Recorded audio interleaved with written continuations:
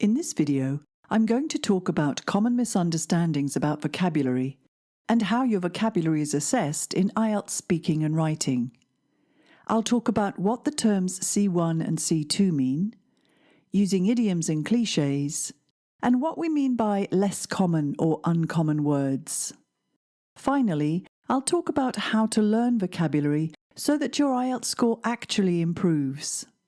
Before we start, be sure to download the worksheet in the link below so that you're learning and practicing as you watch. And look for the exercise numbers in the top left-hand corner. Let's start by looking at the common misunderstandings about IELTS vocabulary. If you look online, you'll find many videos about this topic. The videos tend to make promises like this, guaranteeing band 7.5 if you learn just 40 words. Here are some other examples. As you can see, the emphasis is on the number of words. But this varies from just 7 words to 1,800. So how many is enough? And which words should you learn? One video tells us that Band 5 candidates use words like important, and if you want to score Band 7 or above, you need to use these words instead. We're told that these high-level words will magically boost your score. The videos give the impression that in IELTS, some words are more valuable than others. Another suggests you use these synonyms instead of the word modern. But it's important to realize that a word can have several different meanings, and one word is often not an exact synonym for another. Another problem here is that individually, these words have no real value. This is not how your vocabulary is assessed in IELTS. Let's look at what your examiner thinks about when it comes to vocabulary. I'll use some analogies to help. Like these jigsaw puzzle pieces, your words have no special value on their own. What matters is their meaning and whether they fit into the correct part of the whole picture. Another important element is collocation, which means using the right words together. For example, the words cutting edge and technology go together naturally, but these words don't. We don't use cutting edge like this, which is the example sentence given in the video. This is actually a good example of Band 6 writing, which shows that individual words will not magically boost or change your score. This idea about high-level words may come from a common misunderstanding of the labels used in some dictionaries. For example, the Cambridge Online Dictionary tells us that the word modern is level A2 and cutting edge is level C1. So we can see where this mistaken idea of words being more or less valuable might have come from. Let's look at what the labels A1 to C2 actually mean. The letters A1 to C2 are used in the CEFR, which stands for the Common European Framework of Reference. It's a system used to think about different levels in language learning or language testing. A1 is used to indicate the lowest level, and C2 is the highest. And this is how those levels compare to IELTS scores. So IELTS Band 7 is CEFR level C1, and so on. I've used different colours to represent the different levels here. But when it comes to using vocabulary, the levels don't work in this way. People often think that vocabulary works like this, with the higher level words getting longer and more complex. In this way of thinking, A1 candidates use A1 words and so on. And some people seem to think that you need to use as much C1 or C2 vocabulary as you can to reach that level. But this is not what the levels mean when it comes to vocabulary use. As we saw, the CEFR ratings are used in the Cambridge Online Dictionary. These levels are based on information in the EVP, the English Vocabulary Profile. This is a very useful tool for teachers and test writers or anyone writing a course book. Its purpose is to help teachers and writers choose the best language for materials at different levels. This rating means that students at A1 can understand the word easy. It doesn't mean that if you use this word, you're at the A1 level. When we use language, we don't use it like this in a uniform way. The reality is closer to this, with candidates at each level using different level words. The difference is not in the words being used, it's how successfully they are being used. In the speaking and writing band descriptors, you'll find terms like these: less common vocabulary, awareness of style and collocation, flexibility and precision. Like the CEFR levels, these also cause some confusion. So let's look at what these terms mean. The band descriptors tell us that at Band 6, candidates attempt or try to use less common words, but they don't use them accurately. At Band 7, candidates can use the words they know to allow some flexibility and precision, and they also show some awareness of style. As we saw earlier, this awareness of style and collocation is missing in Band 6. At Band 8, vocabulary use is fluent, flexible, and even more precise than at Band 7. I'll use the Lego bricks to try and explain what the terms flexibility, precision, and awareness of style mean. As we just saw with the word cutting edge, Band 6 candidates try to use less common vocabulary, but with some inaccuracy. This means they're limited in what they can accurately produce. They work best with something that's very familiar to them, like building a wall out of Lego. When these candidates try to produce something more complex, they often use less common words without an awareness of their style, and the result is sometimes a little confusing or unclear. Like this example from another video. The so-called high-level words are inserted into the writing, often when they're not needed or when they don't fit or belong. Lower-level candidates tend to learn lists of words at a surface level without understanding their effect. So they use them when it's not appropriate and don't show the awareness of style we can see at Band 7 and above. The words might be too informal, or they might be too extreme or too strong for the context. For example, talking about a menace when you really just mean a problem, or using a word like bellicose, which is connected to war, when discussing school children behaving badly. The language might even be too formal in the context of their essay. For example, I see the word aforementioned used a lot, yet I'd very rarely use it myself because the style of the word usually doesn't fit my writing. At the higher levels, candidates have a greater understanding of the words they know, and they can use them to present a clearer picture. Band 7 candidates may not know the precise words to use, but they can make their meaning clear on any topic using the words they do know. This is what flexibility means. At Band 8 and 9, the effect is more precise and more natural. Another word used at the Band 9 level is sophisticated. This means skillfully using words to present an even clearer picture to the reader. Compare these two images to see the difference between your vocabulary being sufficient or good enough for the task and having a wide enough vocabulary to be precise.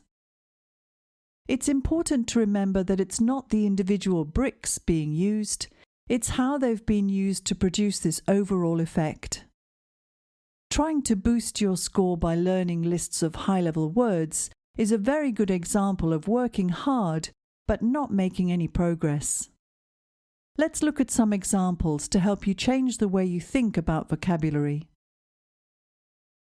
Which two words in this list do you think are levels A1 to A2? And which three words are levels C1 or C2? Pause the video and write the answers on your worksheet. The answers may surprise you. According to the English Vocabulary Profile, the words important and breaking are level A1 and A2 respectively. And these words are all level B2, and the shortest words here can be used in a way that is C2. For example, when we use able to mean skillful. But remember, this means that students at the C2 level can understand the word when it's used in this way. It doesn't mean that if you use this word, you are at the C2 level. Here, I've used 3 of our words in the context of a Writing Task 2 essay to show how to use them in a precise way. It says, "It is important for the elderly to be active. However, they need to be careful when playing sport because the risk of breaking a bone when you fall increases with age." This can be described as Band 9 writing, but notice that the majority of the words are A1 to B2. In fact, even if I remove the C2 phrase, so that all of the words are level A1 to B2, this is still Band 9. However, we can only judge this in the context of a complete essay. It's only in this context that the examiner can assess whether this use of vocabulary is accurate, flexible, and precise. Like the Lego bricks, it isn't about the individual words I've used. It's the effect my vocabulary has and whether I have used it skillfully to help me explain my ideas and argument clearly and precisely. Notice that the criterion used to assess your vocabulary is labelled lexical resource. A resource is something you can use to help you, like a tool. Learning long lists of high-level words is a little like collecting as many tools as you can without knowing how or when to use them. The tools are only useful if you know which ones are appropriate to use when you're preparing food, and which ones will help you build some furniture. It's also very important to understand the effect the tools have. For example, which tools should you not use if you're working with glass and you don't want to break it? I'm often asked about using idioms and cliches. An idiom is a phrase which has a meaning that's different to the meaning of the individual words. For example, in the expression, "you've hit the nail on the head," we're not talking about a hammer and a nail. This phrase is used to mean, "I think you're right." But it would seem odd to say this to the examiner in your speaking test. As with all vocabulary, you need to show an awareness of style and only use idioms like this when it's appropriate. It's very difficult to use idioms like this naturally, so that they don't sound odd. If native speakers only rarely use them, you should do the same. However, this doesn't include phrasal verbs, which also have an idiomatic meaning. They're very commonly used and are important to learn. Phrasal verbs like these are less formal than their equivalent, but many of them are still appropriate for IELTS, and they can be very useful when you don't want to repeat the same words and phrases. Used accurately, they also show an awareness of style and collocation. Idioms and idiomatic language are linked to collocation because you need to combine the correct words together. For example, we say that someone works their way up through a company, meaning that they begin in a low-level position and rise up to a more senior or management level. However, such phrases will only increase your score if they are used with an awareness of collocation and style, and they fit the overall point you're making in your writing or speaking. In other words, if they serve as a useful resource or tool to help you make that point. If you try to insert the phrase into your writing just to show you've learnt it, it will not have this effect. What about cliches? A cliché is a phrase that is often used and is seen as not original and less interesting. Perhaps people say you should avoid using these because of the words less common and uncommon in the Band 7 and 8 descriptors. In my experience, people pick out these words and see them out of context, and they tend to interpret the meaning like this, thinking that they need to use uncommon words to score Band 8, or that they need to use less common words to score Band 7. But as we saw earlier, this is not how we use language. What's more, this is what the band descriptors actually say. In other words, when a Band 8 candidate uses uncommon words, they use them skillfully. And when a Band 7 candidate uses a less common word or phrase, they do this with some awareness of the style of the words and of collocation. More importantly, the higher bands don't use such words all of the time, only when they fit. Almost all of the examples of so-called cliches I've seen in connection with IELTS are actually very useful tools. For example, some videos or websites tell you to avoid using these words and phrases because they're cliches. Only journalists need to worry about cliches and being original in their writing. This is a test, not a competition where you need to be more original than other test takers. Your task is to show the examiner how skilled you are in using the language you know, your lexical resource, to respond to the task. Even more importantly, there is no mention in the band descriptors of avoiding common words. Avoiding useful words and phrases like nowadays, firstly, some people believe, and so on, is like trying to build a house without using a hammer and nails. In a test, you have a very limited time to work, and useful tools like these can help you to achieve or respond to the task more quickly and more effectively. My advice is to use these tools when you need to. I often use them myself in essays, especially when I want to be sure to get a good task response and coherence and cohesion score in only 40 minutes. Sometimes the most obvious tools are the best tools for the job, and avoiding them just makes your task harder. So, how should you learn vocabulary if you want to make genuine progress in IELTS? When learning vocabulary, the most important aspects to think about are the meaning or different meanings of a word, especially in different contexts, collocation, or the words that naturally go together. For example, think about whether a special preposition, adjective, or verb is usually used together with the word you're learning. Think about the effect the word or phrase has, in other words, its style, which will help you to decide whether it's suitable or not. And finally, try to develop what's known as automaticity. Studies have shown that high-level candidates have automaticity in a wide range of vocabulary. This means the word and its meaning comes to you automatically without the need to think or pause. I developed my vocabulary teaching apps with this idea in mind. To answer the question of how many words is enough, there is no magic number. Don't think about quantities. Think about whether you can write or talk about any topic in a serious way. And don't think of vocabulary as a separate aspect of your writing. Instead, see it as an important element within your whole answer, the tool that will help you respond well to the task. When it comes to which words to learn, use your test practice to help you identify important gaps in your knowledge. This is far more useful than just learning lists of words out of context. My free book, The Key to IELTS Success, has a chapter about learning vocabulary.